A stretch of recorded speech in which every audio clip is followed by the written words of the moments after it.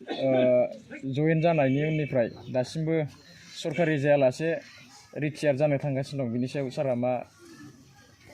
बुंगोन? बेखौ बुंनो थांनायाव जोंनि कमिटिनिबो एसे दस थाबोदों प्लास जेनेखि माखासे एडुकेशन डिपार्टमेन्टआव मावग्रा माखासे अफिसारफोरनि गाफालिटियावबो जाखिनि बे बर' मिडियामनि माखासे स्कुलफ्रा बिसिनि पार्सियेल बेक्तिगत माखासे मुलाम्फानि लामा नायनायाव जातिगत हिसाबै जोंनि स्कुलफोरखौ जे लानानै थांनांगौ मोजाङै स्क्रुटिनाइज खालामनांगौ बेफोरखौ दायित्व बिबान लायैयाव बे स्कुला थालांदों होननानै आं फोथायो। आरो जोंनि जातीय संगठनफोर बिनिफ्राय जोंनि माखासे पलिटिकेल हान्जाफोर बिथांमोनाबो पलिटिकेल लाबालाबखौ नाहरनायाव बेयावनो आङो बेंटल बिअ पबित्र हाजरिया खुलुमनो जासि गोबाय नोंथांमोननि चेनेलनि जरियै आं मोजां मोनदों नोंथांमोना फैनानै बे अबस्थाखौ नायफैदों। नंगौ जे सरकारनि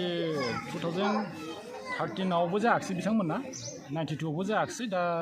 2001आवहाय साथामल' टिचार आरो सासे फर्थ ग्रेडल' जादों आरो माखासे ओरैनो खस्थ' खालामनो दंगासिनो दं। इनरलमेन्टआ जथेस्थ' दङमोन 100नि एबाबमोन खिन्थु टिचार बा स्कुलनि अबस्था गाज्रि जानायाव दिनै इनरलमेन्टआ खमायदों खिन्थु दिनै सुबुं गुमा एवारनेस प्रग्राम खालामदों मोजां जादों बयबो 10टा गामिनि मानसि फैदों आवगुरा थावगुरा सचेतन राइज फैजोबदों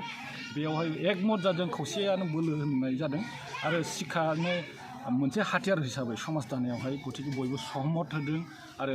इयुन जोलैनि थाखाय बयबो मावलांगोन बेखौ प्रतिश्रुति होदों। गतिके जोङो बिराद आसाबादि बे दिनै जे अबस्था बेनिफ्राय साबसिन हामसिन अनसुंथाइ मोनोबा सरकारनिफ्राय अनसुंथाइ मोनोबा बहुद आवगायलांगोन एमइ स्कुल नङा हाइ स्कुलबो जानायाव आङो सहमत खालामगोन सरकारा बिथिं एसे नोजोर होथों एसकेडेमियावल' बिथांमोना दानिल' नङा 32 इयार्स बिसोर सेक्रिफाइस खालामबाय गतिके सरकारनिफ्राय एसे अनहरोबा आं खुब गोजोननाय मोनगोन आरो आंनि सिटि ब्लकआवबो बेबायदि स्कुल दं होननानै आंहा गौरब जायो। सरकारा मोनथिगौ गोसो जायोबा मावनो हायो खिन्थु बिसोरनावबो दान्थे बिदान्थे थायो सोरबा डेभेलपमेन्टखौ लुबैयो सोरबा डेभेलपमेन्टखौ लुबैया सोरबा बबेबा जाथिखौ उन्नति जाजानो लुबैयो बबेखौ लुबैया दाथ' बर' मिडियाम जाहैबाय नालाय जोङो बर' मिडियामाव सब समाय संग्रामि जेरैबो संग्रामि दा जाय जिखि पार्टियानो सरकारानो दाया मानो बर' रावखौ फोथैनो हाया बर' जाथिखौ फोथैनो हाया बर' राव गेवलांथों बर' हारि जै जाथों आं बेखौ बुंगोन आरो सरकारा एसे नायोब्ला गावसोर जेरै मोजां मावो जोंबो मावगोन आरो जोंखौ बिटिआर सरकारा नाजाखोनो नाजादों दिल्लीयावबो लांदों बेंगालराव लांदों आरो जों गेलेफुआवबो थांदों आरो दिनै बेयावबो जोंना मानगोनां आलासिया एसे नुजानानै थांदों जै हक गुरैयै खावलायनाय थाबाय जोंनि प्रमद बर' सारनिसिम जाहाथे बे स्कुलखौ एसे अनसुंथाइ हरो नायफैयो होमबा आं खुब गोजोननाय मोनगोन। जोङो फरायसालिखौ 1986आव जोङो बाव गायसनदोंमोन रायजोनि गासिबो सहाय लानानै खिन्थु गासिबो अफिसियेल खामानिया गासिबो बुंनो थाङोबा जाजोबदोंमोन खिन्थु मा खारनाव जोंनि स्कुला थालांखो बियो खोब दुखु गोनां जाहैबाय ना सरकारनि माबा मोनसे बेले बेजे जाखो ना अफिसारफोरनि बेले बेजे जाखो बेखौ जों हमदांनो मोनाखै दा थैनाय अबस्थायाव फैदों दा बेनिखायनो पाब्लिकआ जागरन जादों जोंनो बे स्कुलखौ जेरैबाबो नांगौ जों बे स्कुलखौ फोथैनायाव गैया आरो बेनिखायनो जोङो जोंनि सिडली ब्लकनि सार बिअ सारखौ जों लेंबोदों आरो जोङो बेवहाय एवारनेस प्रग्राम खुंदों आरो बेवहाय गासिबो जोंनि 10टा गामिनि रायजोफ्रा बाव नुजानानै जोंखौ माने उत्साह होदों जोङो माने स्कुलखौ जेरैबाबो लाखिनांगौ आरो सरकारा जोंखौ नायनांगौ आरो बेजों लोगोसे जोंनि स्कुल बिल्डिंआ बायराब जिराब जालांबाय बेवहाय मानाव गेदेर जोंनि बिटिआरनि चिफ प्रमद बर' सारनिसिम जों खावलायदों बिथाङा जेन' जोंनि स्कुलखौ नाहरो जोंनि बे स्कुल बिल्डिं रिपेयारनि थाखाय जोंनो बेबस्था खालामनानै होयो नङाब्ला जोङो फैगौ जिनाखि दैज्लां सफैगासिनो दङ बेवहाय जोङो खोब माने खस्थ' भुगिनांगोन स्कुल सिंनिफ्राय जोङो नायोब्ला गासिबो माने हाथरखि हाला नुनाय बादि जोङो रिथि रेथाव नुयो बेफोरनि फोसाबनायनि बेबस्थाखौ चिफ सारा आरो जोंनि जेनाखि इडुकेसननि EM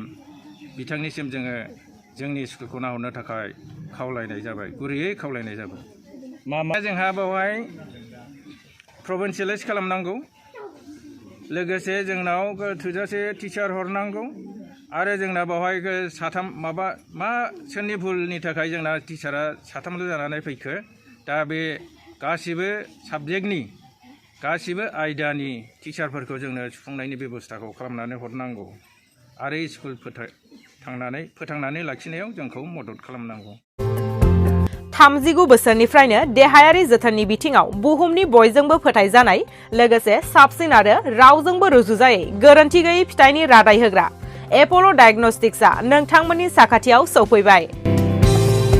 बे एप'ल' डायग्नोस्टिक सेन्टाराव थैजों सोमोन्दो थानाय गासिबो बेराम COVID-19 बेराम खि हासुदै आरो गुबुन गुबुन बेरामनि आनजाद खालामनाय जायो नोंथांमोनहाबो आनजाद खालामजाफैनो हागोन थङा जाबाय क'क्राझार टाउननि मालदां बाजारनि साखाथियाव थानाय रिलायन्स पेट्रल पाम्पनि उल्थाथिं रोखायै मिथिनो थाखाय नोंथांमोनहा 6001517103 नाम्बाराव सुलु लानो हागोन एप'ल' डायग्नोस्टिक सेन्टार क'क्राझार